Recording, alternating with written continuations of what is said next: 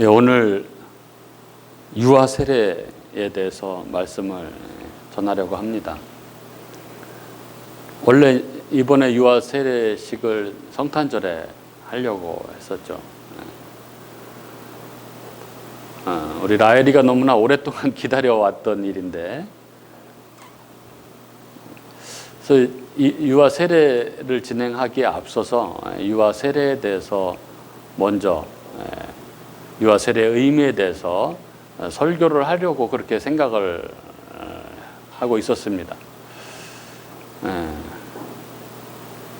그런데 25일 날 세례식이 있는데 25일 날 이제 성탄절 날 사실 성탄과 관련된 메시지를 전하는 게 또 중요하니까, 그래서 그 앞에 20일 날 오늘 원래 이 유아 세례에 대해서 설교를 하려고 했었습니다. 그런데 코로나19 상황이 지금 심각해지면서 모든 예배가 다 비대면으로 진행되고, 그래서 성례식도, 성찬식도, 세례식도 다 연기하게 되었죠.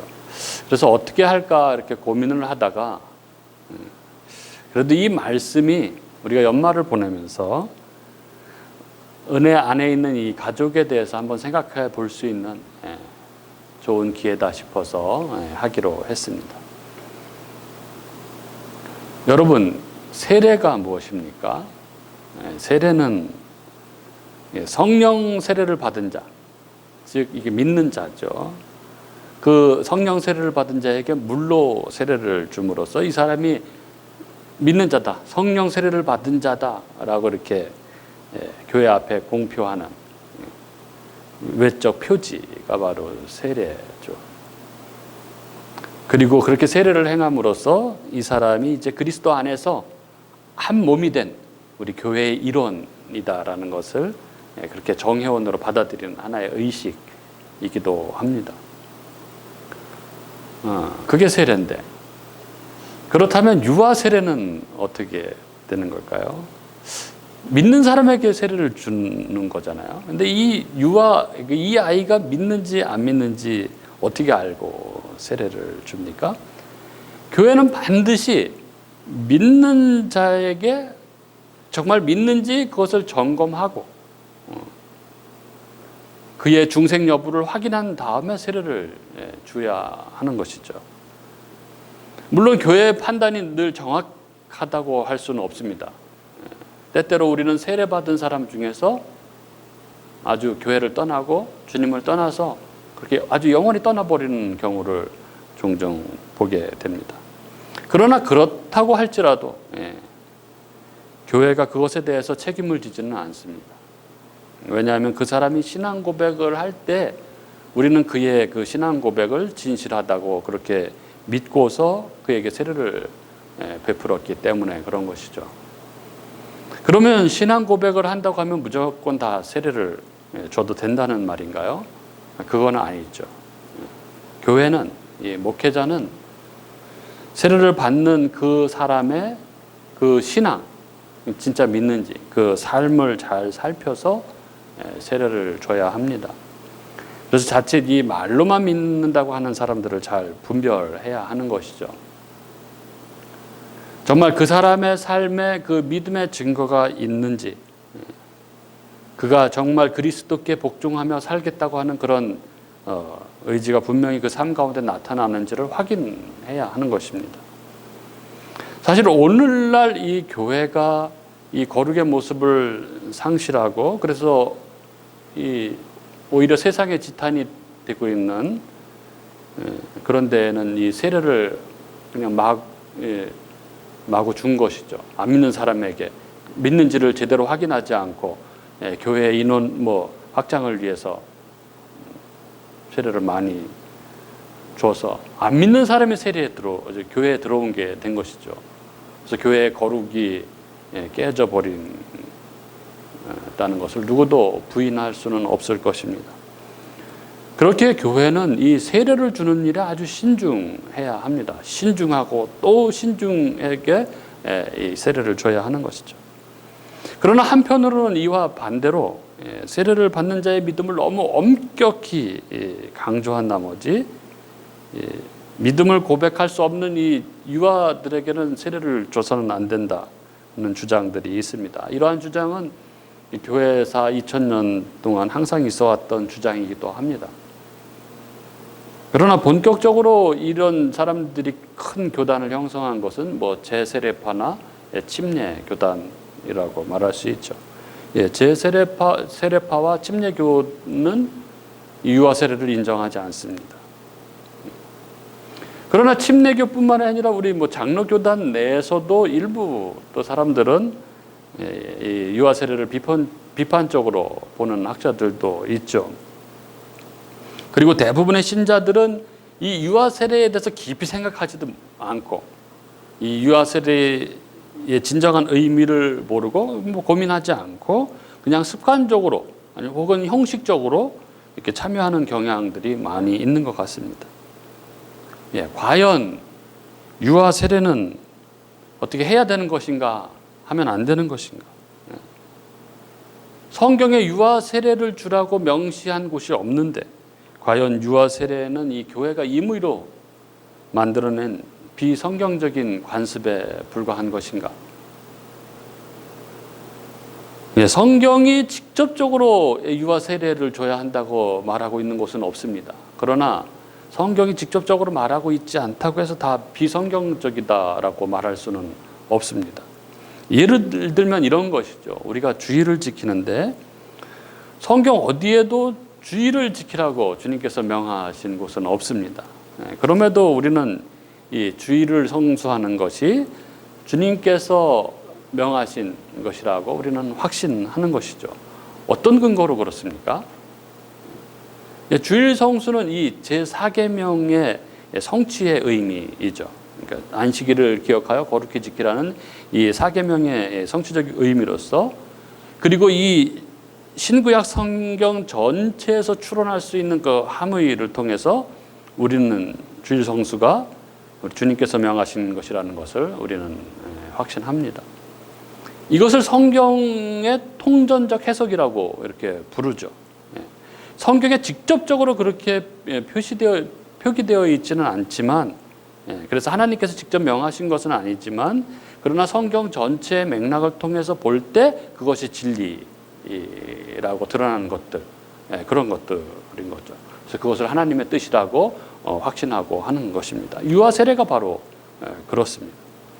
성경에 직접 유아 세례를 베풀라고 하는 곳은 없지만 그러나 구약에서 이 할례를 유아들에게 베푼 것에 기초해서 그리고 성경의 여러 가지 함의를 기초로 해서 우리는 이 유아 세례가 성경이 분명히 지지하는 것이라는 것을 우리는 확신합니다.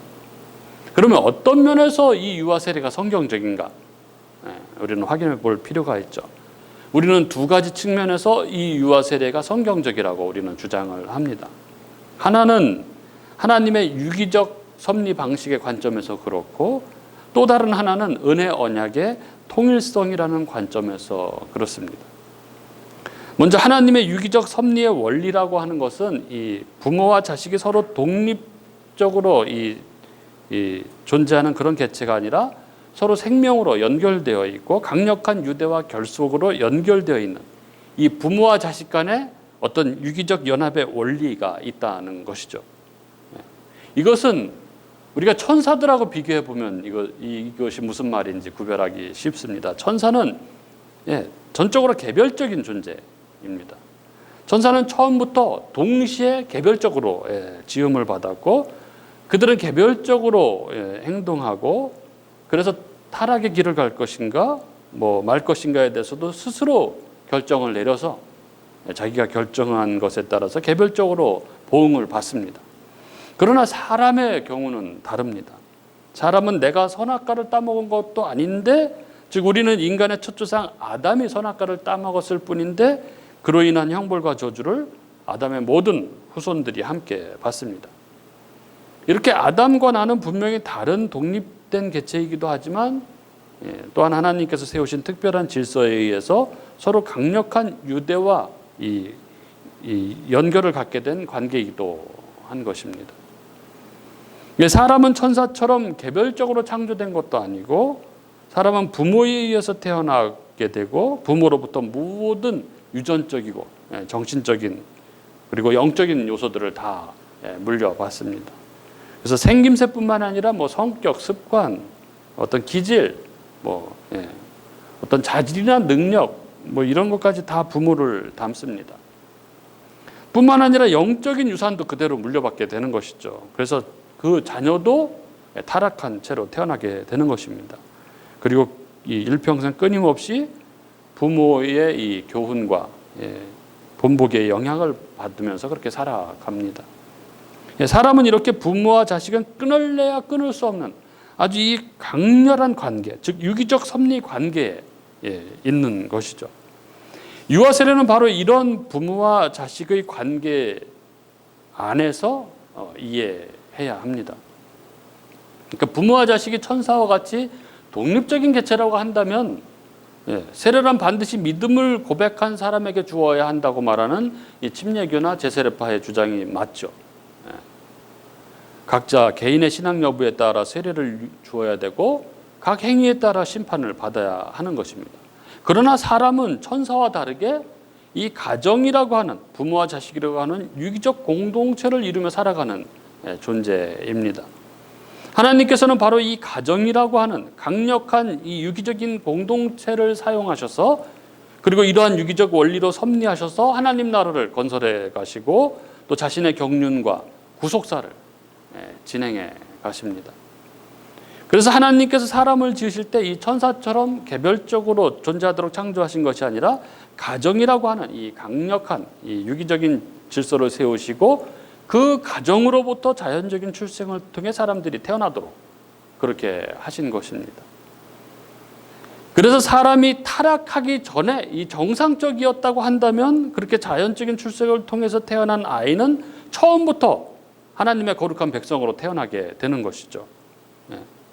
즉 나중에 커서 스스로 하나님을 알고 믿고 고백할 때 비로소 하나님의 백성이 되는 것이 아니라 태어나자마자 하나님의 백성으로 하나님의 형상을 담은 하나님의 백성으로 태어나게 되는 것입니다.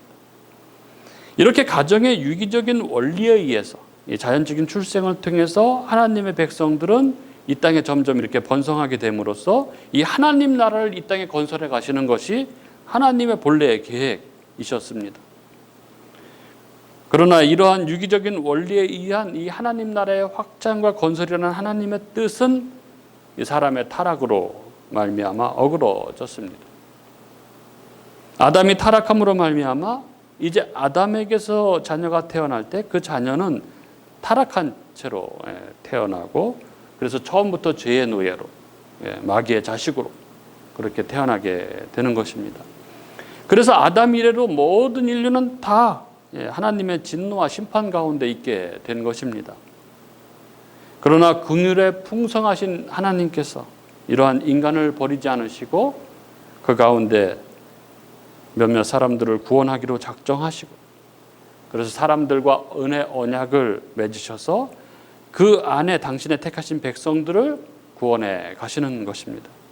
그렇게 하면서 다시금 무슨 원리를 회복하냐 하면 바로 이 첫사람 아담에게 의도하셨던 그 가정의 거룩한 유기성을 회복해 가시는 것입니다. 그래서 택하신 백성들의 자녀들을 통해서 하나님 나라가 이 땅에서 보존되고 확장되도록 그렇게 섭리해 가시는 것입니다. 그래서 이 가정의 유기성에 의해서 하나님 백성의 가정에서 태어나는 자녀는 이 태어날 때부터 하나님의 구원의 은혜를 받은 언약 백성으로 태어나게 되는 것이죠. 그것이 무슨 공로로 되는 것이 아니라 전적인 은혜로 그렇게 되는 것입니다. 이렇게 하나님께서 교회를 이 땅에 보존하시고 확장해 가시는 중요한 원리로서 바로 이 유기적 가정의 유기적 원리를 하나님께서 사용하시는 것입니다. 이 유아 세례가 성경에 명시된 것이 아니라고 주장하는 사람들, 그래서 유아 세례를 인정할 수 없다고 하는 사람들은 바로 이렇게 성경이 이야기하고 있는 이 가정의 유기적인 원리 그리고 대표성의 원리 이런 것들을 간과하는 우를 범하고 있는 것입니다. 하나님께서는 처음부터 이렇게 유기적인 원리와 대표성의 원리로 이 세상을 섭리해 오셨습니다. 애초부터 가정은 그냥 개개인으로 모인 하나의 그룹이기만 한 것이 아니라 강력한 결집과 이 유대와 연결을 가진 유기체인 것이죠. 그러므로 이 원리가 회복된 가정은 다시금 이 가정의 강력한 결집과 유대와 연결을 가지게 된다고 보는 것입니다. 저는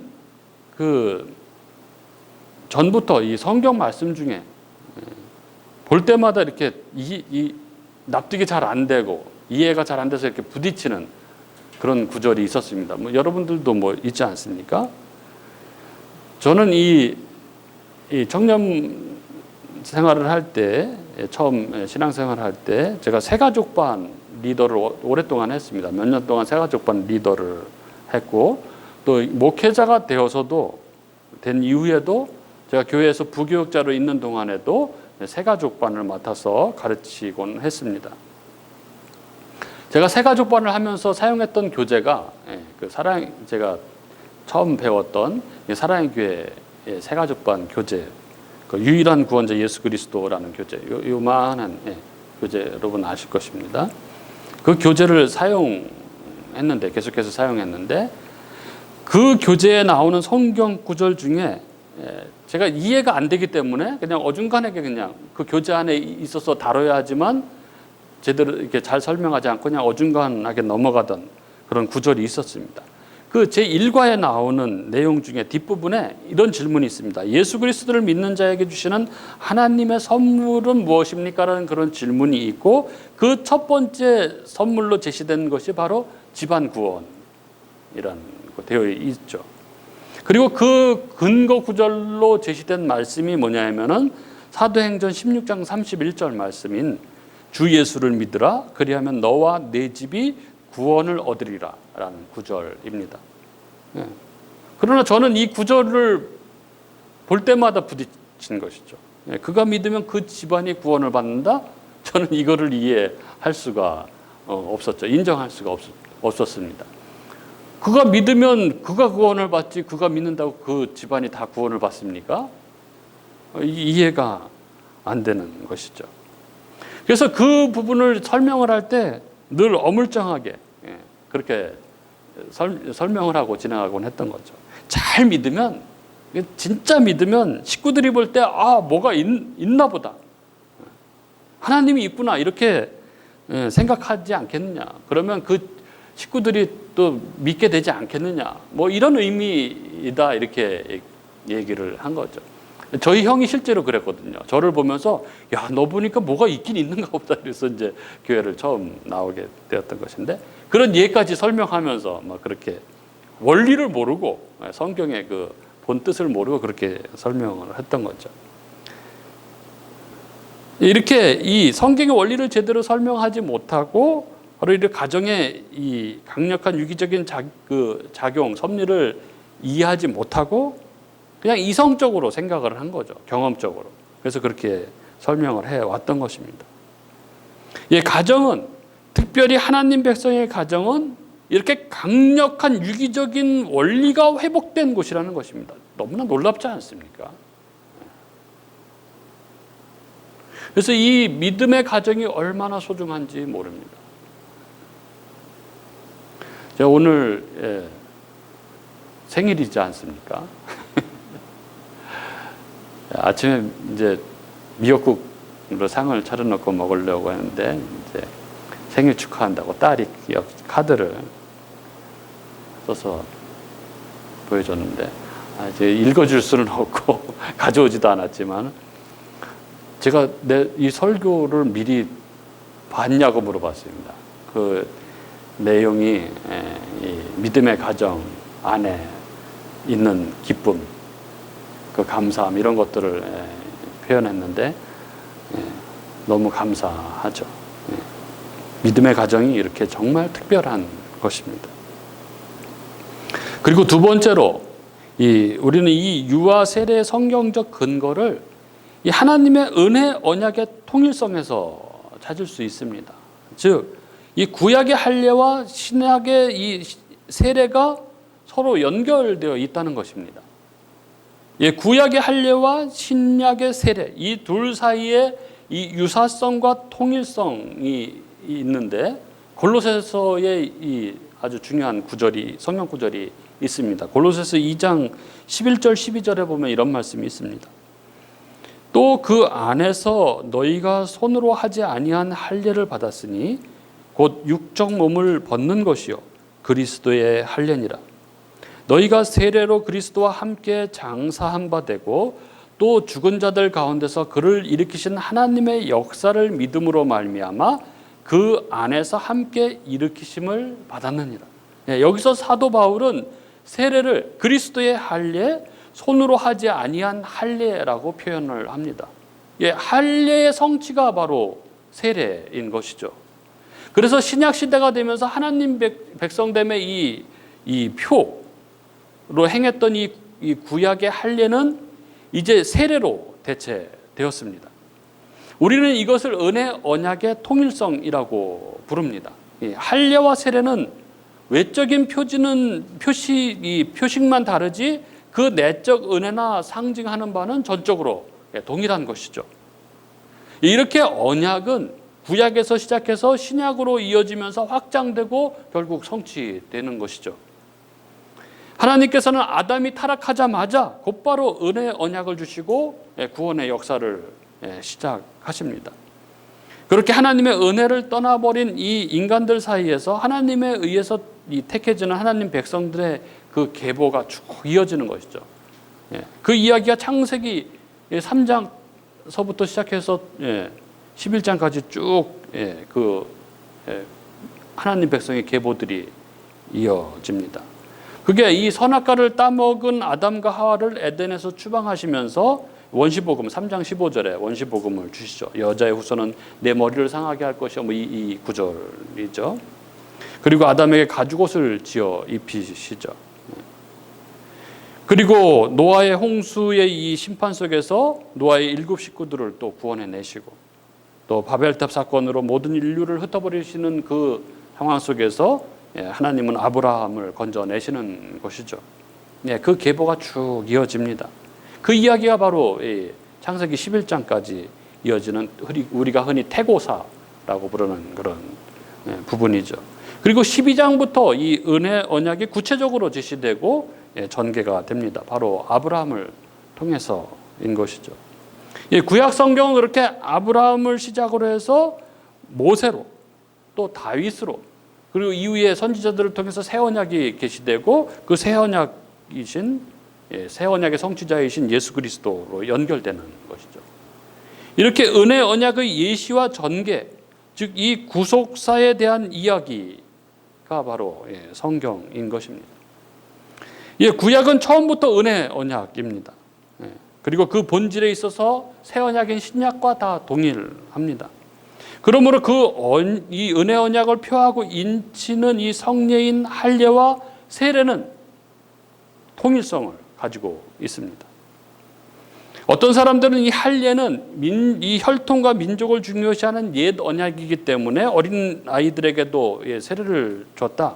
그러나 반면에 세례는 혈통적이 아니라 누구나 믿고 회개만 하면 주어지는 보편적인 이 새 언약이기 때문에 오직 믿는 자에게만 주어야 한다. 이렇게 이야기를 합니다. 또한 믿음을 가지기 위해서는 말씀을 듣고 이해를 할 수 있어야 하기 때문에 말씀을 듣고 이해할 수 없는 유아들에게는 세례를 줘서는 안 된다. 이렇게 말을 합니다. 그러나 우리가 간과해야 하지 말아야 할 것은 이 구약의 할례 역시 믿음과 회개를 인치고 표하는 의식이었다는 것입니다. 창세기 15장에서 아브라함이 하나님을 믿음에 그를 의롭게 하셨다는 이야기가 창세기 15장 6절에 나오죠. 그리고 나서 그 믿음을 인친 것이 17장에서 이 할례입니다. 아브라함과 같이 성인의 경우에는 먼저 믿고 믿음이 먼저 오고 그 후에 믿음의 표로서 할례를 베풀었습니다. 그래서 이방인 중에 누구라도 유대교로 입교를 하기 위해서는 반드시 얼마 기간 동안 이 교육을 받아야 했고 그 후 여호와 하나님을 믿고 섬기고 순종하며 살겠다고 고백할 때 그런 사람들에게 할례를 베풀어서 유대교 정회원으로 받아들였죠. 이렇게 성인에 대해서는 철저하게 신앙이 먼저이고 그 뒤에 할례를 베풀었습니다. 그러나 자녀들이 아이들인 경우, 유아들인 경우에는 그 순서가 그렇지가 않습니다. 오늘 우리가 본문으로 삼은 이 창세기 17장 9절부터 14절에 보면은 아브라함과 언약을 맺으신 하나님께서 그 언약의 표징으로 이 아브라함에게 할례의 시행을 명하시는 장면입니다. 그런데 여기서 이 하나님은 할례를 단지 아브라함뿐만이 아니라 대대로 그의 모든 자손들에게 이 난지 8일 만에 행할 것을 명하고 계시죠.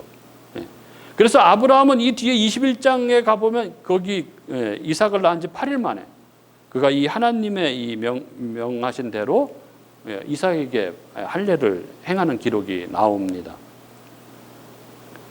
이삭은 자기 스스로 믿음을 고백할 수 없는 이 난지 8일 된 아이임에도 불구하고 아브라함은 이 하나님의 은혜 언약에 기초해서 그 아기에게 할례를 베풀었던 것입니다. 그래서 이 칼빈은 아브라함과 이삭을 각각 성인 세례와 유아 세례의 대표적인 케이스라고 그렇게 말을 했습니다.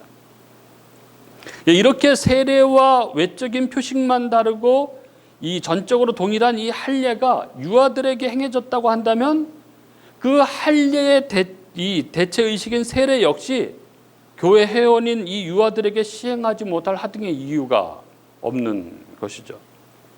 그리고 사도행전에 보면은 세례를 받을 때 그 가장뿐 아니라 그 가장에 속한 그 가족들, 그 권속들까지 다 세례를 받는 장면들이 아주 여러 군데 나옵니다. 사도행전 16장에 보면 이 루디아가 세례를 받을 때 그 루디아 집안 전체가 세례를 다 받죠. 또 빌립보 이 감옥의 간수장이 세례를 받을 때도 그 가족들이 다 받습니다. 해당장 그리스보의 온 집도 다 세례를 함께 받죠. 따라서 결론적으로 이 하나님의 섭리 원리인 이 가정의 유기성을 생각할 때, 그리고 은혜 언약의 통일성을 생각할 때 이 유아 세례가 하나님의 명하신 이 성경적인 하나님의 뜻이라는 것을 우리는 확신할 수 있는 것입니다. 그러므로 우리는 이 유아 세례가 하나님께서 명하신 것이라는 것을 믿고 이 하나님의 뜻을 받들어서 행해야 하는 것입니다. 그리고 우리는 유아 세례를 행할 때 이 확신을 가지고 이 유아 세례식에 임해야 하는 것이죠. 우리는 하나님께서 우리만 구원해 주신 것이 아니라 우리 자녀들도 그 은혜 언약 안에 부르셨다는 것에 대해서 감사와 감격 가운데 하나님을 찬양하며 이 유아 세례 의식에 참여해야 하는 것입니다. 이렇게 볼 때 이 하나님 백성의 이 가정이라는 것이 너무나 참 특별합니다. 특별하다. 하나님 백성 이 가정에 태어난 이 아이들 또한 너무나 특별한 것이죠. 그래서 우리는 이 아이들을 잘 하나님 안에서 잘 살아갈 수 있도록 이 신앙교육에 정말 특별히 신경을 써야 합니다. 우리는 우리 자녀들이 이 세상과는 구별된 하나님의 거룩한 백성으로 살아갈 수 있도록 아이들을 잘 양육해야 합니다. 그것이 은혜 언약 안에 있는 가정, 그 부모의 책임이라 할 수 있습니다. 이를 위해서 부모는 먼저 내 아이가 내 소유가 아니라 하나님의 소유라는 것을 늘 잊지 않아야 합니다. 세상 사람들은 자기 자녀들을 교육할 때 자식을 이 세상에 성공시키고 출세시키고자 하는 이 부모의 욕심을 따라 교육시키는 경우가 많습니다. 그러나 신자는 자신의 욕심을 따라서 양육해서는 안 되죠. 하나님의 뜻을 쫓아서 하나님의 말씀에 기초해서 아이를 양육해야 합니다. 예를 들어서 아이에게 공부하라라고 말할 때가 있죠. 물론 아이에게 공부해라라고 이야기를 해야 하지만, 그러나 공부하라고 할 때 내 안에 있는 그 말의 동기, 그 말 속에 담겨 있는 내 의지, 이런 것들을 늘 확인해야 하는 것입니다. 그래서 진짜 이 아이를 출세시켜서 자랑 삼으려고 하는 것인지, 진짜 이 아이가 하나님 뜻대로 살아가도록 하기 위해서 공부를 하라고 하는 것인지 우리는 잘 생각을 해봐야 합니다. 그리고 그러기 위해서 어릴 때서부터 늘 말씀을 묵상하는 훈련을 잘 그 습관을 가질 수 있도록 잘 가르쳐야 하는 것이죠. 그리고 신앙의 뼈대라고 할 수 있는 이 교리, 뭐 소요리 문답 이런 것들을 잘 가르쳐서 신앙을 기초부터 아주 든든하게 세워 나가야 하는 것입니다. 특히 우리 자녀로 하여금 무엇보다도 인생에서 가장 중요한 것은 하나님을 제대로 믿고 하나님을 경외하며 살아가는 것이 가장 중요하고 가장 복된 것이라는 것을 우리는 잘 가르쳐야 합니다. 그러나 이게 참 쉽지 않습니다. 자녀 교육만큼 장담할 수 없는 분야가 없다고 그렇게들 말하지 않습니까? 우리 성도님들 가정 가운데서도 때로는 부모 말씀을 잘 안 듣고 속을 썩이고 또 신앙을 멀리하고 세상에 푹 빠져 사는 그런 경우들이 있는 것을 보게 됩니다. 그래서 우리는 기도할 수밖에 없는 것이죠. 결국 자녀가 하나님 말씀에서 안에서 잘 양육되고 하나님의 그 백성답게 살아가는 것은 결국 성령의 역사에 달려있기 때문에 그렇습니다. 우리는 그래서 우리가 할 수 있는 것은 기도밖에 없는 것입니다. 부모는 자녀를 위해서 내 자녀가 정말 행복하게 주님 안에서 살아갈 수 있도록 간절하게 눈물로 그렇게 기도를 해야 하는 것입니다. 많은 기도와 눈물로 키운 자녀는 결코 망하지 않는다는 것이 우리 신앙의 선배들이 들려주는 한결된 이야기이기도 합니다. 그리고 자녀를 하나님 백성답게 살아가도록 잘 양육하기 위해서 그 부모는 먼저 하나님을 의지하고 살아가는 그 삶의 본을 부모가 먼저 보여야 합니다. 자녀는 부모가 가르치는 말보다 부모의 행동, 부모의 말, 부모의 삶을 보고 배우는 것이죠. 그렇게 부모가 먼저 하나님을 신뢰하고 의지하는 삶을 보이지 않고서는 우리 자녀들을 제대로 교육할 수가 없습니다. 그리고 무엇보다도 이 자녀들로 하여금 내가 하나님 백성이라는 것, 그 정체성을 잘 확고하게 늘 심어줘야 합니다. 그래서 하나님 백성다운 그 정체성을 가지고 살아갈 수 있도록 그렇게 늘 도와줘야 합니다. 그런 면에서 이 유아 세례는 우리 아이들에게 아주 유익이 되는 것이죠. 그래서 칼빈은 이 유아 세례의 유익에 대해서 이렇게 이야기를 했습니다. 동시에 어린이들도 세례에서 유익을 얻는다. 교회의 접붙임을 받았으므로 교회의 다른 지체들에게 얼마만큼은 더 인정을 받게 된다. 그리고 장성에서는 하나님을 경배하겠다는 열의가 더욱 고무된다. 이는 하나님을 아버지라고 깨달을 나이가 되기 전에 엄숙한 상징으로 하나님의 자녀로 선택되어 영접을 받았기 때문이다. 유아세례를 받았기 때문이라는 것입니다. 그래서 어느 때에 성령께서 역사하셔서 자기가 세례를 받은 유아세례를 받은 하나님의 백성임을 확인하고 그리고 자신을 그 부모의 태 속에서부터 언약의 자손으로 선택해 주셨다는 그 하나님의 은혜에 감격해서 하나님 앞에 그렇게 나오게 되는 것입니다. 오늘 우리가 이 유아 세례에 대해서, 유아 세례의 의미에 대해서, 이 성경적인 근거에 대해서 함께 말씀을 나누었습니다. 계획했던 대로 이번 성탄절에 우리가 유아 세례식을 진행하지 못하지만, 그러나 차후 코로나가 안정되면 우리 라헬이 유아 세례를 곧 시행할 것입니다. 우리가 언제나 이 유아 세례의 의미를 마음에 잘 새기고 또 우리 자녀들을 참 하나님 백성으로 잘 양육함으로써 우리 가정을 통해서 하나님 나라가 확장되는, 하나님께 영광을 올려드리는 놀라운 역사가 있는 그런 아름다운 가정으로 또 잘 우리 자녀들을 양육해가는 저와 여러분이 될 수 있기를 주님의 이름으로 축복합니다.